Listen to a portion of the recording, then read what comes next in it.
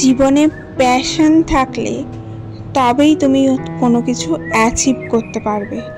আর যদি সেই প্যাশনটা না থাকে তাহলে হাজার বাধা নিজেই তৈরি করবে নিজের অ্যাচিভমেন্টের পথে। Hello everyone, this is Ivy, welcome back to my channel. Isha স্টাডিজের একটা নতুন সকালে তোমাদের সকলকে ওয়ার্ম ওয়েলকাম জানাই। আমরা আমাদের অ্যাচিভমেন্টের জন্য অনেক খাটি, অনেক পরিশ্রম করি, কিন্তু প্যাশনটা কোথাও না কোথাও হারিয়ে ফেলি। যাদের নিজের অ্যাচিভমেন্ট বা লক্ষ্যে পৌঁছাবার জন্যে প্যাশন থাকে তারা কিন্তু অক্লান্ত পরিশ্রমের ওপরে গিয়েও পরিশ্রম করে, আর তার জন্যই হয়তো কোথাও না কোথাও গিয়ে তারা সাকসেসটাকে ছুঁতে পারে। ধরো তোমাকে বলা হলো যে কালকে মর্নিংয়ে একদম ভোর 3টের সময় এসে তোমাকে এই জায়গায় পৌঁছাতে হবে। এখান থেকে আমরা যাত্রা শুরু করব, কোনো ট্যুরে যাব বা কোনো পিকনিকে যাব। তখন কিন্তু 3টের আগে রাত 2টোর সময়ও তুমি সেখানে পৌঁছে যাবে। কেন? কোথাও ঘুরতে যাবে, কোথাও পিকনিকে যাবে, সেই একটা প্যাশন তোমাকে গিলে খাচ্ছে, সারা রাত ঘুম হচ্ছে না আনন্দে। এই প্যাশনটাই যদি আমরা আমাদের বাস্তব জীবনে লাগাতে পারি, লাইক আমরা পড়াশুনো করছি, তো আমার সেই ভবিষ্যতের লক্ষ্যটা ভাবতে হবে যে ভবিষ্যতে আমরা এই জায়গায় অ্যাচিভ করব, এই জায়গায় পৌঁছাবো, সেই প্যাশনটা থাকতে হবে। আমরা যদি আমাদের চিরাপরিচিত সবার লাভেবল শাহরুখ খানকে দেখি, সেই কিন্তু কি করেছে, সারা রাত জেগে প্র্যাকটিস করেছে। সে সেই প্যাশনটার পিছনে ছুটেছে, অ্যাচিভমেন্টটায় পৌঁছাবার জন্যে নিজের লক্ষ্যটাকে স্থির রেখেছে। তার জন্য আজকে সে শাহরুখ খান হতে পেরেছে। লাইক দ্যাট আমাদের জীবনটাও সেরকমই। জীবনে আমরা যদি কোনো কিছু অ্যাচিভমেন্ট পাওয়ার জন্যে প্যাশনটাকে একদম শক্ত করে ধরি এবং সেই পরিমাণে পরিশ্রম করি, গোটা ইউনিভার্স তোমার পিছনে সেই জিনিসটা ঢেলে দেবে। মাঝে মাঝে আমরা ফেলিওরকে সামনে দেখতে পাই, জীবনে এটা পাইনি, এটা এত চেষ্টা করেও পেলাম না, এবং তার ফলে আমরা কি করি, নেশায় ডুবে যাই, আর সেটা আমাদের জীবনকে আরও অনেকটা ধাপ পিছিয়ে নিয়ে আসে। ম্যাক্সিমাম ক্ষেত্রে দেখা যায় সবাই কিছু না কিছু নেশায় আসক্ত।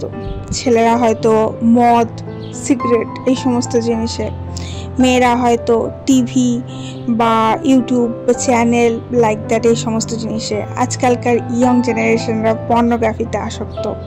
এই সমস্ত জিনিসগুলো আমাদের জীবনকে কিন্তু টেনে ধরতে সাহায্য করে এবং পিছিয়ে নিয়ে যেতে সাহায্য করে। এই জিনিসগুলোতে যদি আমরা আসক্তি দূর করতে না পারি তাহলে আমরা কখনোই কিন্তু জীবনের সাকসেসের পথে এগোতে পারবো না, অ্যাচিভমেন্টটা কখনোই পাবো না। তাই এই সমস্ত পার্টিকুলার কয়েকটা জিনিসকে সরিয়ে রাখা খুবই প্রয়োজন, যার মধ্যে কিছু কিছু জিনিস কারো ক্ষেত্রে একদমই ইম্পসিবল হয়ে যায়। নেশার জিনিসটা কিন্তু সেটা যদি একবার সরাতে পারে তাহলে কিন্তু সে সাকসেস পাবে। আমাদের মেয়েদের ক্ষেত্রে সিরিয়াল, সিনেমা এই জিনিসগুলো আমাদের সময়টাকে অনেকটা খেয়ে নেয়। এখন মোবাইল, ইন্টারনেট আমাদের সময়টাকে খেয়ে নেয়। তোমরা হয়তো বিশ্বাস করবে না, আমার ঘরে কিন্তু কোনো ডিসকানেকশন নেই, কেবল কানেকশন নেই, টিভিতে কোনো কানেকশন নেই। অনলি যখন খেতে বসি তখন পেন ড্রাইভে মুভি নিয়ে গিয়ে মুভি দেখি, ওয়েব সিরিজ বা মুভি দেখি, আদারওয়াইজ কোনো কানেকশান নেই। আমি নিজেকে সেই জায়গাটায় আসক্ত করে রাখতে চাইনি। আমি একটা সময় প্রচুর সিরিয়াল দেখতাম না যে তা নয়, প্রচুর দেখতাম, হিন্দি বাংলা প্রচুর দেখতাম, হিন্দিটা দেখতে বেশি ভালোবাসতাম। বাট এখন বিগত বহু বছর হয়ে গেল আমি কোনো সিরিয়ালই দেখি না। সিনেমাটা শুধুমাত্র খেতে বসে যতটুকু খাচ্ছি যেটুকু সময় সেইটুকু সময়ই দেখি, সেটাকে ধরে রেখে দিই না যে এটা আমার শেষ করতে হবে। কারণ আমার প্যাশন হচ্ছে আমাকে কাজে সময় দিতে হবে, ছেলেটাকে পার্টিকুলার মানুষ করতে হবে, আর এই যে আমার ইউটিউব চ্যানেল, এটার প্রতি আমার ভীষণ একটা পরিমাণ ভালোবাসা। যাই হোক, নিজের প্যাশনটাকে ধরে রাখতে পারলে সাকসেস একদিন তোমার কাছে এসে পৌঁছাবেই, এটাই হচ্ছে বাস্তব কথা। আজকে হচ্ছে গণেশ চতুর্থীর দিন এবং আজকে আমি ঠিক করেছি একটু গণেশ পুজো করব। আমার ঘরে ভগবান গণেশ বিরাজমান আছেন এবং আমি প্রতি বছরই একটু পুজো করি, নিজের মতো করে পুজো করি। আর নিজের মতো করেই কন্নু বাবাকে একটু লাড্ডু খাওয়াই। আর যাই হোক, তো সকালবেলা উঠে ঘরের কাজকর্ম এই সমস্ত সারি, ব্রেকফাস্ট করা, ব্রেকফাস্টে একটা সবজি বানিয়েছিলাম, পরোটা বানিয়েছিলাম আর মিষ্টি ছিল। এখন আমি একটু উচ্ছে আলুর চচ্চড়ি করে না সেই জিনিসটা করছি। জাস্ট 5 ফোড়ন দিয়ে উচ্ছে আর আলু তেলে ছেড়ে দিলাম, ধিমে আছে ফুটে এটা বেশ ভাজা ভাজা হবে, ভাল লাগে খেতে, আমার ভীষণ ভাল লাগে। আমার শাশুড়ি আবার এর মধ্যে একটু সর্ষে বাটা দেয়, একটু বেগুন দেয়, সেটা একটু চচ্চড়ির মতো খেতে হয়ে যায়, সেটা খুব ভালো লাগে খেতে, সেটা একটা অন্য স্বাদের।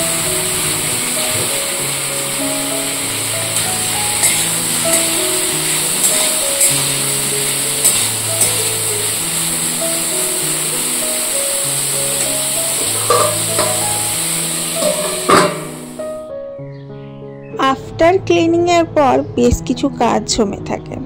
যেমন ধরো তুমি যে জায়গাটা ক্লিন করেছো সেটা ক্লিন করার মুহূর্তে তোমাকে অনেক কিছু সরিয়ে রাখতে হয়, অনেক কিছু কাছাকাছি করতে হয়।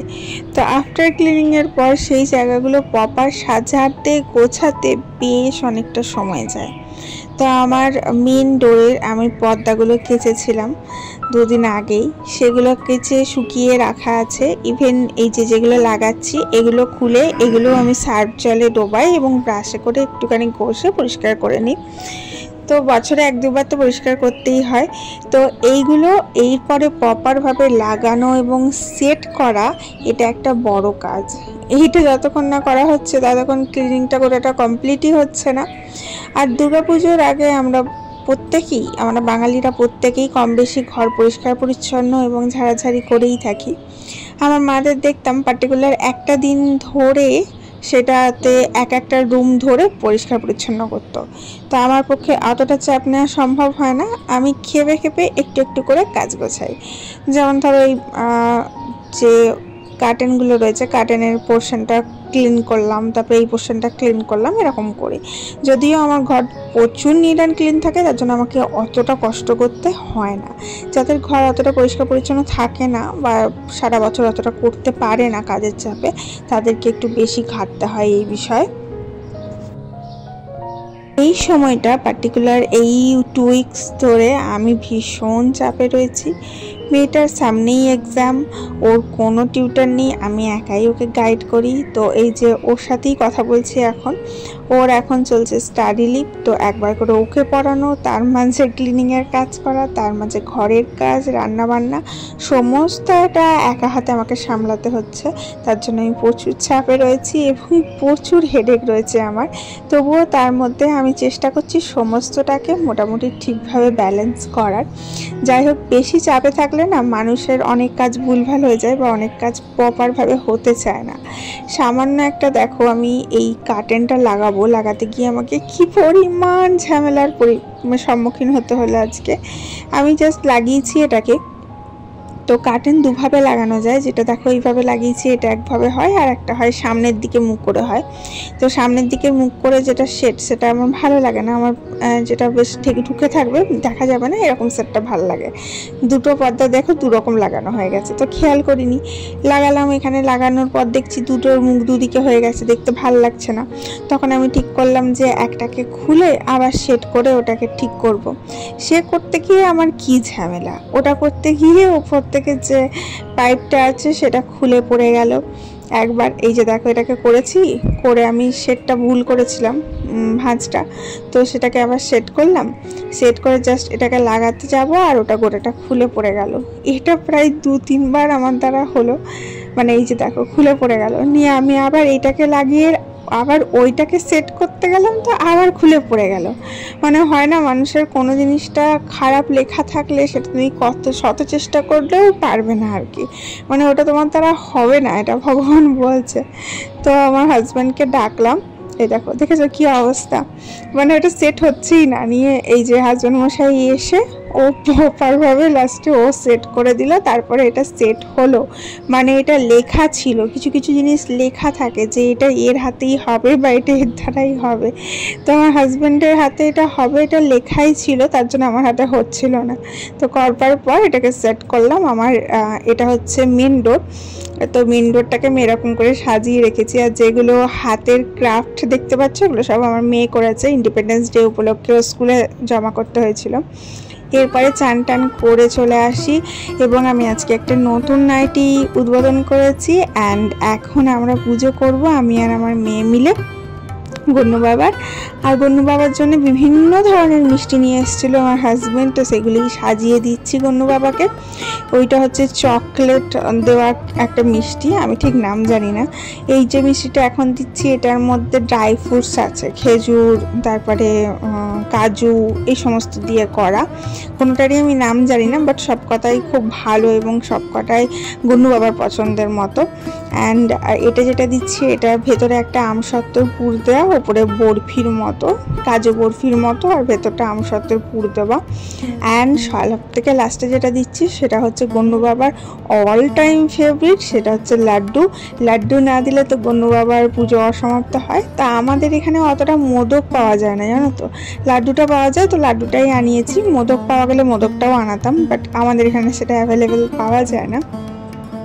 তো এই সমস্ত দিয়ে ভালোভাবে সাজিয়ে দিয়ে আমি আর আমার মেয়ে আজকে গন্নু বাবার পুজো করলাম খুব ভালো করে।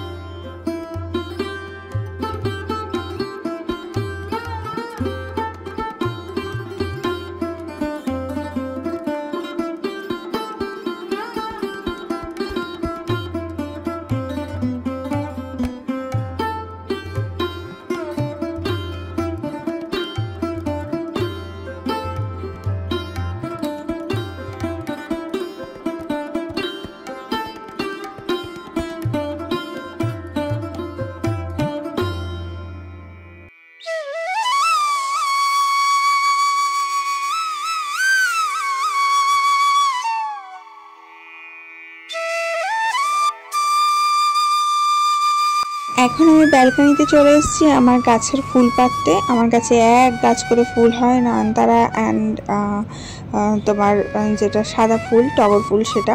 তো সেগুলি এখন পেরে নিচ্ছি এবং নিজের গাছের ফুল দিয়ে পুজো করতে সবারই ভাল লাগে, তাই না? যাই হোক, তোমরা যে যেখান থেকে দেখছো সবাই টুক করে একটা লাইক করে দিও প্লিজ। আর প্লিজ প্লিজ ভিডিওটা একটু শেয়ার করে দিও তোমার বন্ধু বান্ধবের সাথে।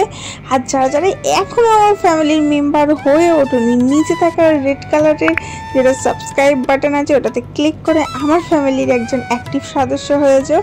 আমরা সবাই মিলে প্রতিদিনের সকালটা একদম এনার্জেটিকভাবে, ফ্রেশভাবে সবাই মিলে একসাথে স্টার্ট করব, কথা দিলাম। তো চলো এখন পুজোটা সারা যাক, দেন লাঞ্চ টাঞ্চ কমপ্লিট করব। আর এই যে গন্নু বাবার জন্য সুন্দর করে সাজিয়ে দিয়েছি থালা।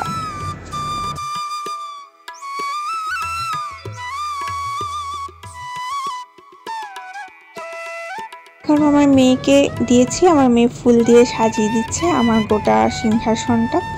বাচ্চাদেরকে ছোট থেকেই ট্রেনিং দেওয়া উচিত, পুজো করা, পুজোর ব্যাপারে, আধ্যাত্মিক ব্যাপারে, আমাদের কালচারের ব্যাপারে শেখানো।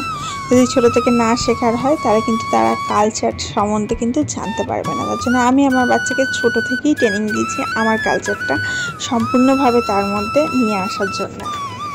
নিজের কালচার সম্বন্ধে ছোট থেকে যদি সে জানে, বোঝে, তবে সে নিজের কালচারকেও সম্মান করবে এবং তার পিতামাতাকেও সম্মান করবে।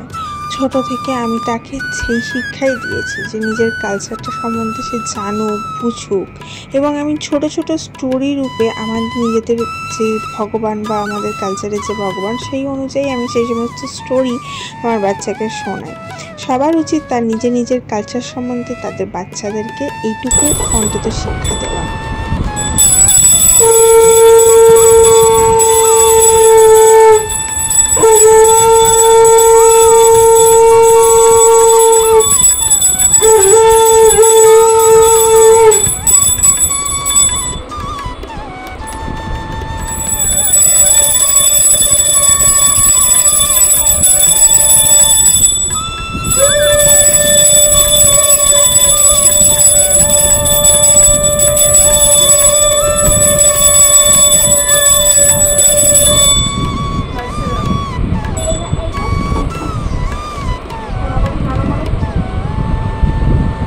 তো আজ এখানেই বিদায় নিচ্ছি। সবাই ভালো থেকো, সুস্থ থেকো, অনেক হ্যাপি থেকো এবং প্রসাদ দর্শন তোমরাও আশীর্বাদ লাভ করো। টাটা।